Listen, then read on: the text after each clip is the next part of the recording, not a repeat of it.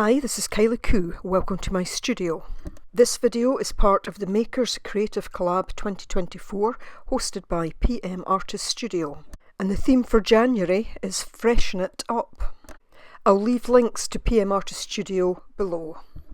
So for my project I am going to use these 5 ATC cards that I'd gel printed on. So ATC Artist Trading Card, measure 2.5 inches by 3.5 inches. I actually had 6 of them, but I'd used one the day before for another project. So I've also got this sheet, which is tissue paper that I gel printed on, and the same with this sheet, which is tissue paper gel printed on. And what I decided to do is I'm going to take my failed ATCs, and the reason that I'm saying they're fails was that they didn't come out as I expected, but also I'd left them on the gel plate just a bit too long, and in some places some of the paper had actually lifted a bit. But you know, I didn't throw them away. I always knew I would come back to them.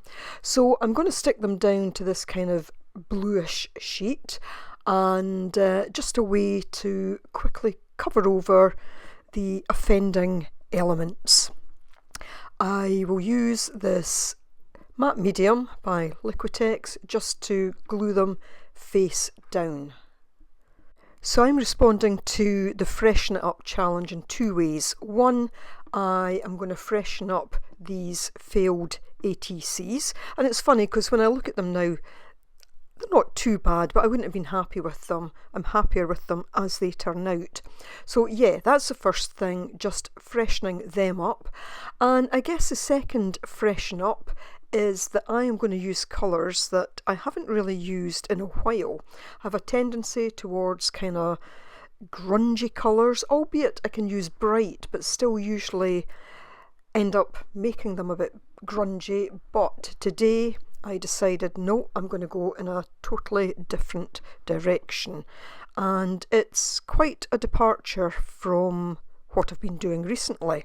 So keep watching and you'll find out what I mean. So once I've stuck all those down, I'm just going to go over the back of them with my palette knife, and I want to make absolutely certain that they are fully adhered. I go over the front as well, and you could see there that some of the matte medium was just coming out. Next, I'm going to cut out each individual card, and where there's a bit of overhang after I've cut them out, I'm simply going to fold that over the back of the card. I'm keeping this video at normal speed because I know some of you prefer that, but what I'm doing is I am just leaving in the main kind of sequences. So for example, you don't need to see me gluing 5 cards in this way, so I'll just do the one at normal speed, and then I'll jump on to the next part of the process once I've done the rest of them. So some of those edges were quite tiny, it was quite difficult to get them to turn over. I did cut off the corners in places just where it was going to be a little bit bulky. Now these cards are a little bit mucky on the back, a bit of paint on them. You know, sometimes I just leave that with cards, but given that I am folding these over, what I will do is at another time, I didn't do it in this video, but at another time I will just simply stick them down to another piece of plain card. So there we have all the cards done, and I've now got out a 2.5 inch punch, and all I'm doing is going to that other sheet of tissue and I'm going to punch out some circles. I've then got a smaller sized punch, I think it's maybe a 1 inch punch, and I'm cutting out some smaller circles from that sheet. I put behind it a piece of ordinary paper because otherwise the tissue would just get kind of mashed up, it wouldn't have cut through clearly, but if you put a piece of paper behind it, then you can punch them that way. So what I'm going to do, I don't want a full circle on each one, so I'm just going to cut some of these large circles, not quite in half, you know, some will get a half, some will get a smaller piece, and then I'm going to put the kind of partial large circle and the 2 little circles, I'm going to glue them onto the cards. So each card will get a bit of a large one and two little ones, and I will overlap them as well. I want each card to have the same elements but to look a little bit different, so the positioning will be different. And again, just using the matte medium there to put them in place, and you'll see with some of the little ones I do let them hang off the edge, and again I will just fold that over to the back or cut it. I do go over the top with a little bit of matte medium, and it's really just a case of pushing the tissue down a bit, but I do actually go over them as well with my palette knife. And you can see there that those were kind of neon colours. So at this stage I give it a quick dry and then I pull out the neons. So fluorescent pink, can't believe I'm revisiting pink again, but there we have it. So fluorescent pink, fluorescent yellow, and fluorescent orange. And I'm going to use all three because those were the colours that really were on the back of the circle there. And you'll see that some had a bit of pink and orange, and I'm going to replicate that here. I could have left them as is, but I felt that I wanted to make the cards even brighter. So I've actually got a stenciling brush here. I like to use a brush like this to stencil, but they do have a tendency for the hairs to come out, so I did pull a few out there just before I start. And all I'm going to do is just to kind of stipple the paint onto, in this case, the half of the larger circle. So I just stipple that on. I try not to go over the edge, although it wouldn't matter too much as long as it wasn't too much going over. And there I'm taking some orange as well, and I'll just kind of blend the two in again just by using that stippling effect. But as I say, I did very much want to bring out the colours that were already down on the tissue paper. I just take my time with this. This is working at my kind of normal speed. It can be a bit deceptive when you see things at speed because it looks like somebody's creating really quickly, and for the most part that's not me. So now I'm moving on to the smaller circles. I do the orange on all the cards first, and then I do the yellow. Do that on each of the cards.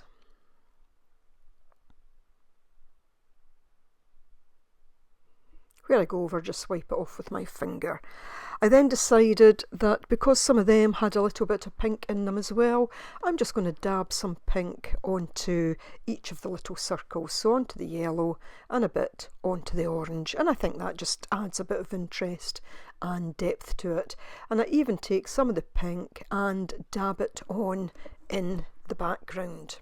So I've mentioned a few times before in videos that I am a teacher on the One Badass Art Journal 2024 hosted by Tiare Smith.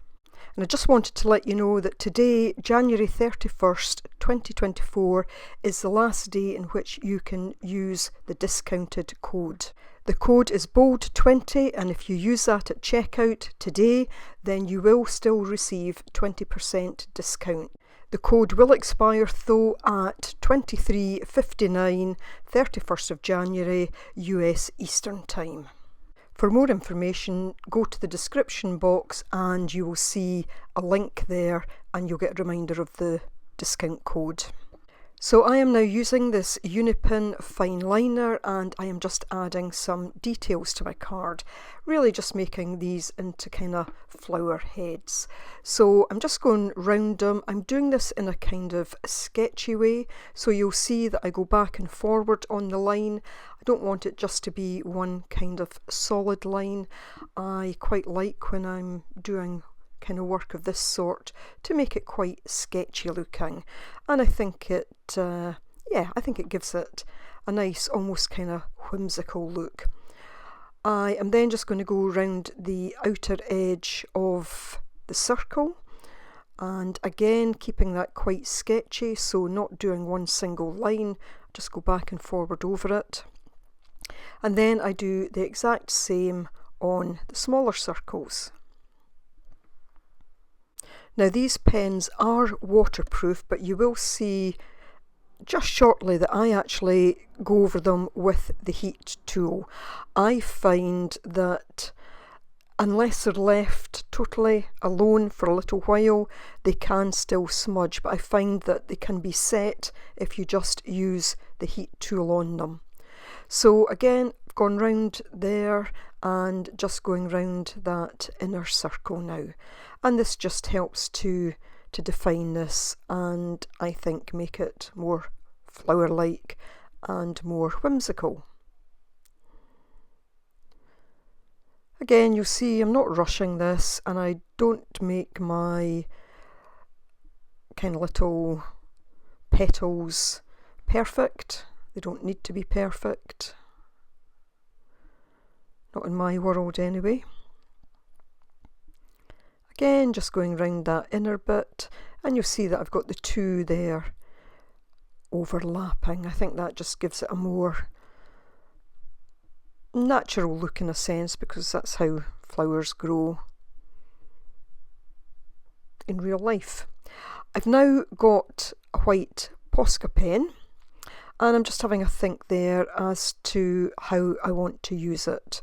And all I'm going to do, again in a very sketchy way, is to fill in the petals with the white. So I'm not looking to fill them in completely, I really just do a series of lines. Going across the top just a little where it's needed. So the lines are quite close together, which gives the effect, but again I think gives it that slightly whimsical look rather than complete look. I remember at this point to let you see that it's a Uni Posca in white, and this is a pin type 0.7 millimeters, so it's a fine tip. You do get them in bullet tips as well. This is a very fine one. I have both, but I really like this one for small detailed work. And I will also do the same on the little flowers. I did think about maybe using a different colour, but I thought the white stood out quite well.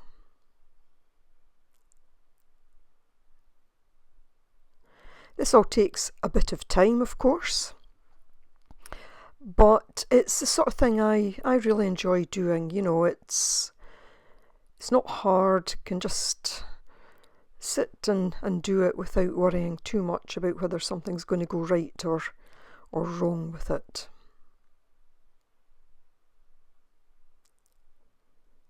It's nice and relaxing, really.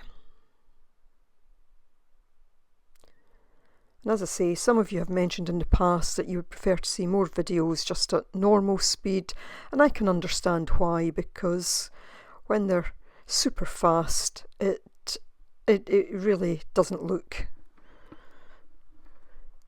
it's not true to life, that's for sure. So I did give that a dry there, and now I'm coming back in with my black fine liner, and all I'm doing is putting some detail into the centre of each of the flowers, just lots of little dots, nothing more complicated than that. And I think that just gives it that kind of look, you know, that you get in, say, the middle of sunflowers, albeit I'm not doing the whole thing, I'm just doing a little central part. And that just adds to the interest as well. And I try at each stage along here just to show you the difference between having something in and not having it in. Here I'm just going back over those outer edges because the white did go over them a little bit at times, so I just want to make them stand out a bit more where the white has covered them up. And I also do that on that inner line around the circle. Oh, I also add on these little lines to the petals, just little black strokes going along the petals, and again it just simply adds a bit of detail and a bit of interest.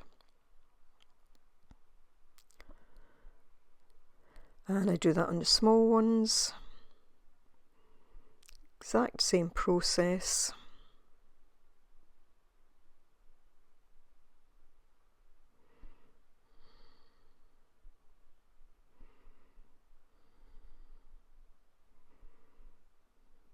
And you see, I don't rush, I just take my time. Sometimes when I'm painting, I do some things a bit quicker when I'm painting sometimes, but not always. I work very slowly, and that's what I enjoy.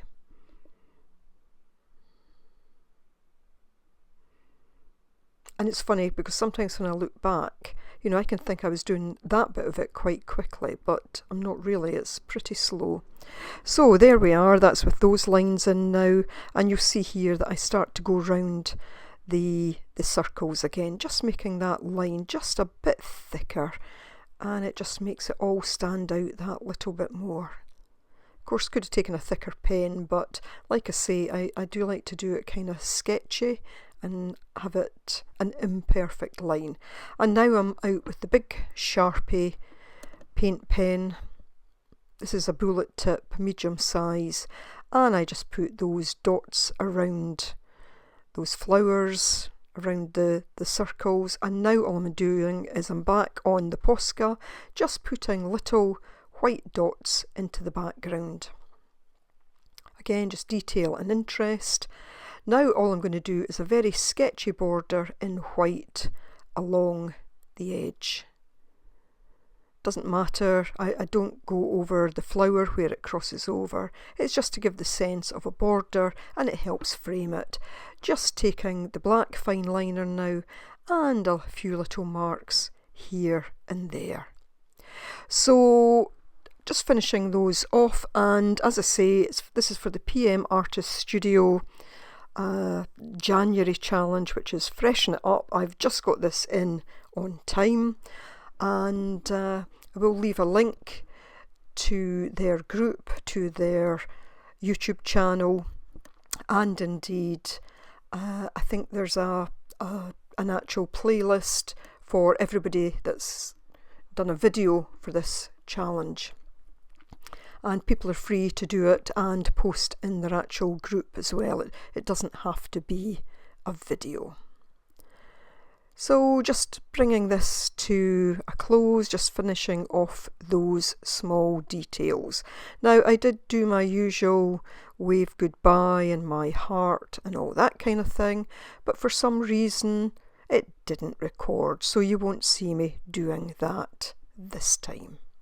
And there we have the finished cards. So one quick reminder, if you are interested in the One Badass Art Journal 2024, please see description box below where there's a link that you can follow straight to the page.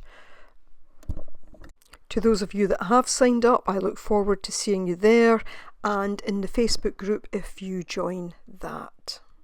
Meantime, I hope you've enjoyed this project. I'm loving the way that these ATCs have turned out, and they were a vast improvement on what was there before.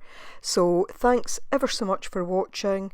As always, do take care and hope to see you again next time. Bye for now.